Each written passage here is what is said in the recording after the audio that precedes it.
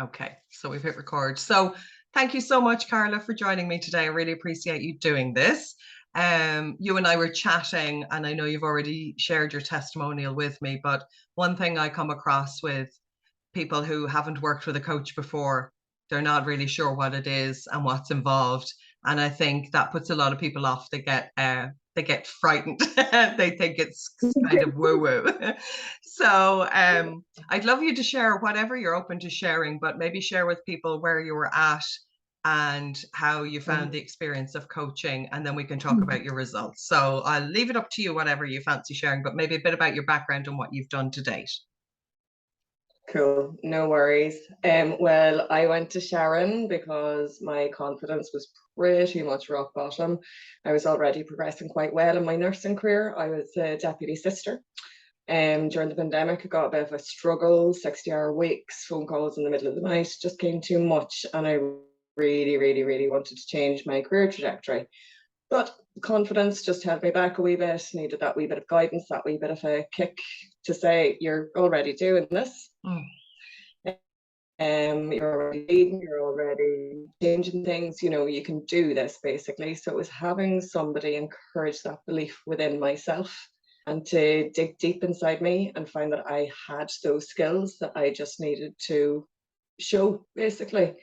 I found coaching to be extremely valuable because it's also introspectively looking at yourself and how you can make the best person for you and for everyone else, but first and foremost, for once, just putting yourself first and your career pathway first. I talk about career because that's where I needed the wee bit of guidance.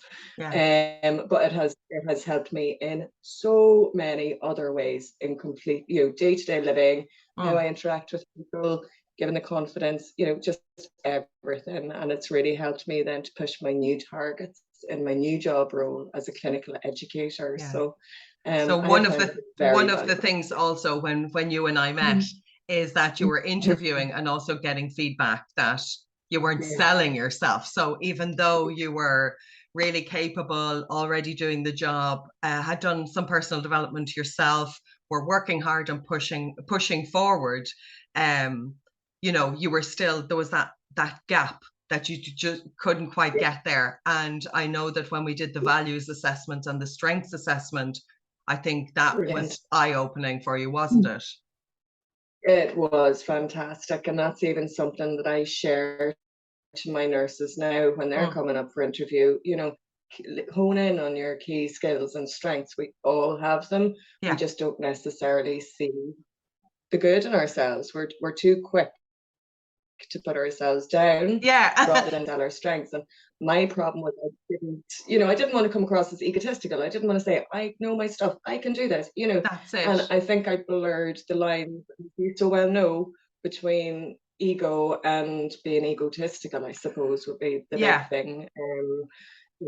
And I think a lot of people, that's come up for me when I've done the imposter syndrome workshops as well, that people say, how do I go from, so they're maybe holding themselves back and feeling like, I don't want to be, I want to be confident, but how do I find the middle piece where I'm not arrogant or obnoxious? And I find that fascinating that women, it's like there's no middle ground. They're like, well, if I'm not humble and, you know, really playing down and not bragging, then I'm arrogant or I'm obnoxious. And I'm like, there is a middle ground too. It is okay to say, I've done enough, you know, I've had enough feedback, I've done reviews, and this is the feedback I have, and I know I'm good at my job. It is actually okay. And we're nearly afraid to say that because we're like, people think, you know, oh, she's all that, or she's a big head, and we're so conditioned, I think. And one of your values, I think, came up was exactly that. And when we worked on it, I was like, you know, you are doing it. You're really good. So, What would you say? Knowing that. You know. And it's having the confidence, I think.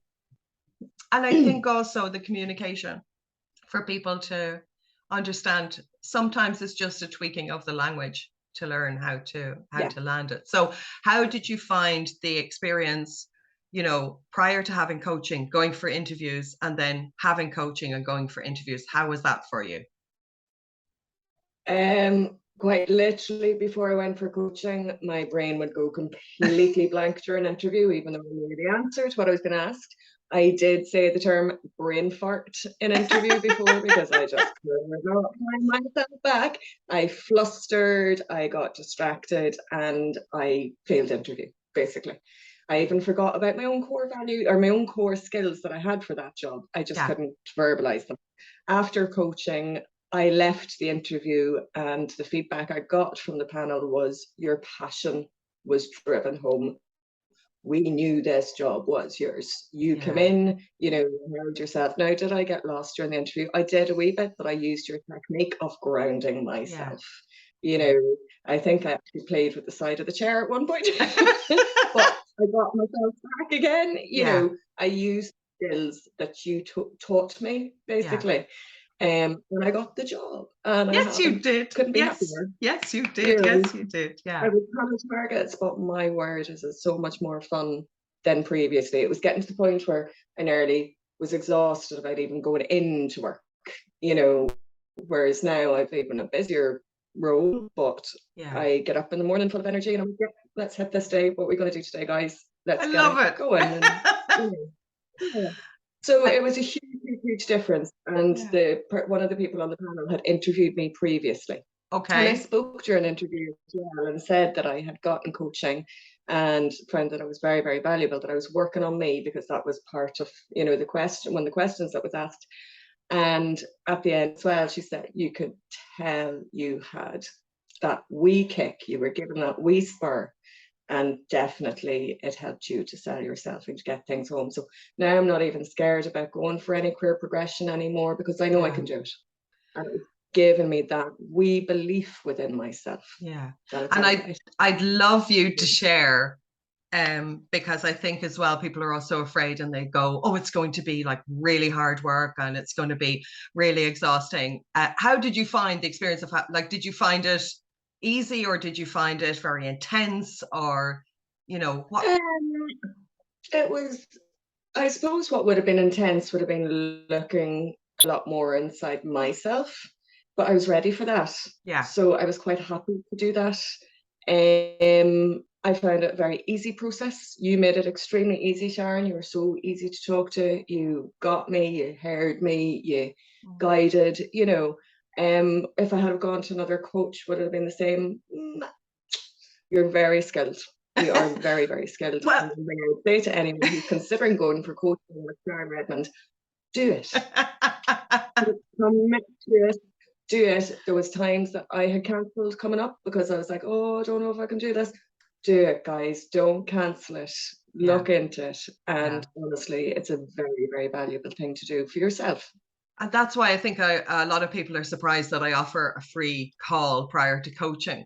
But it isn't, you know, because people are like, that's crazy and you're coaching. But it's, when you experience coaching, it's easier to go, now I get it. Whereas trying to explain what coaching is to somebody is because it's not widely, you know, experienced at the moment. And there's a shift now towards people, and some feedback that I've gotten from other people are been, you know, researching this and talking to people, and they're like, the perception is that coaching is only for, you know, C-suite, and coaching is only for like the high powered. And, you know, what I say is coaching can support you at any point. I mean, it's super effective in career, but as you rightly pointed towards, it all comes from within you. And one of the things with coaching, I think, is, somebody explained it to me this way. They're like, you can't see the back of your own head without a mirror, and we can't see our own blind spots. So it's just having somebody go shift their perspective for you. So what would you say was the biggest surprise for you, or the biggest light bulb, or the biggest aha that you went, wow, I never thought of that? Or, you know, if there was one thing you could say to somebody, what would be how you would explain the experience? I learned I was holding myself back. No one else was doing it. It was me. I had to put the work in. I had to do what I needed to do for an effective change to make me happy. And I thought that was going to be a very selfish thing to do, but it's not. it's for the benefit of everyone, but me too. I have to start looking after me as well. And yes, it was eye-opening that I actually did that. Yeah. Sometimes me, I'm like, everyone just goes ahead of me, Yeah. No. So that was the most eye-opening thing, that the world didn't fall apart because Carla started looking after herself. I love that. So, I love that. Yeah, I love that. So thank you so much. I really appreciate you taking the time. And I would just encourage anybody, if they're, on the fence, because we all get afraid and we're like, it's not the right time. Oh, it's summer. It's back to school. Oh, sure, it's nearly Christmas. And yeah, and it can only make our lives easier and make our lives better. So thank you so much for taking the time.